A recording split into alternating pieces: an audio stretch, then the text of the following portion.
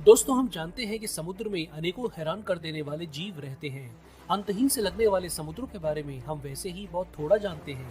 कई भयानक दैत्याकार जानवर पानी की गहराइयों में रहते हैं, जिन्हें हम आज तक देख नहीं पाए हैं। आज जो कहानी मैं लेकर आया हूँ, उसमें एक ऐसा जीव समुद्र में मिला जिसने श्रीलंका की नेवी के लोगों को डरा दिया। उसके बाद जो हुआ, उसकी कल्पना भी किसी ने नहीं की थी। चलिए शुरू करते हैं। श्रीलंका की नेवी की पेट्रोल टीम हमेशा समुद्र में घूमती रहती। उन्हें समुद्र और वहां दिखने वाले जीवों की इतनी आदत हो गई थी कि ऐसा नहीं लगता था कि कोई भी चीज उन्हें हैरान कर सकती है। और एक दिन जो हुआ, उससे पेट्रोल टीम का कोई भी सदस्य भूल नहीं पाएगा।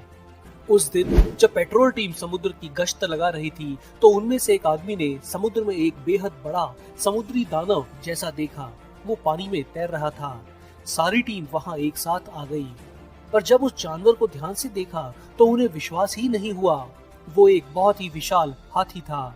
पर ऐसा कैसे हो सकता था? वो लोग समुद्र तट से 16 किलोमीटर दूर थे। इस प्रश्न का जवाब आसान नहीं था, क्योंकि हाथी अकेला ही पानी में तैर रहा था। अब नेवी की पेट्रोल टीम का काम था उस हाथी को बचाना। उन्होंने समुद्री गोताखोरों को बुला भेजा। सिर्फ यही नहीं, वाइल्ड लाइफ डिपार्टमेंट के लोग और एक खास शिप भी आया, जिससे हाथी को ठीक से लाया जा सके। अब जो होने वाला था वो बहुत मुश्किल काम था। सोचिए, एक 5 टन वजनी हाथी को समुद्र के बीच से खींचकर तट तक कैसे लाया जा सकता है। ये गनीमत थी कि उस दिन समुद्र शांत था और मौसम के भी खराब होने के आसार नहीं थे। काम शुरू हुआ। इस काम में 12 घंटों का समय लगा। गोताखोरों ने पानी के नीचे जाकर हाथी के पैरों से एक बहुत मोटी रस्सी बांध दी।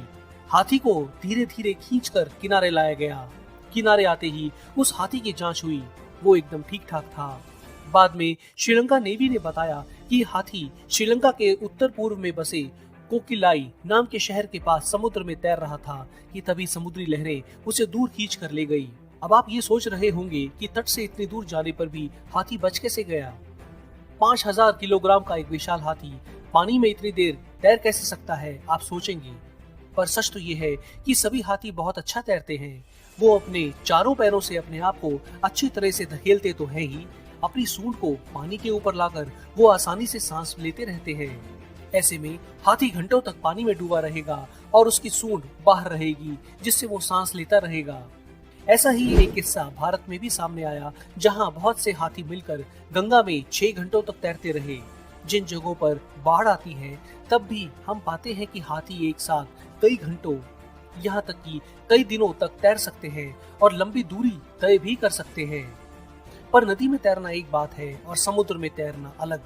पर हाथी ये काम आसानी से कर लेते हैं। अंडमान में, जहाँ बहुत सारे अलग अलग द्वीप हैं, वहाँ हाथी एक द्वीप से दूसरे द्वीप तक तैरकर आराम से चले जाते हैं।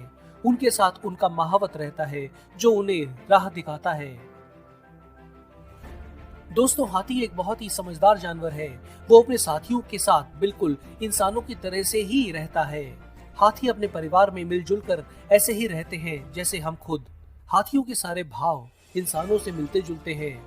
ये बच्चे के पैदा होने की खुशी मनाते हैं, अपने बच्चों का बहुत ध्यान रखते हैं और उन्हें अपने साथ ही रखते हैं। वो साथी के जाने का गम भी मनाते हैं। साइंटिस्ट मानते हैं कि हाथियों में चेतना वैसी ही होती है जैसे हम इंसानों में। ये भी एक कड़वा सच है कि हाथियों का शिकार उनके दांत के लिए किया जाता रहा है। हाथी दांत बहुत ही ऊंचे दामों पर बेच दिया जाता है, हालांकि ये गैर कानूनी है।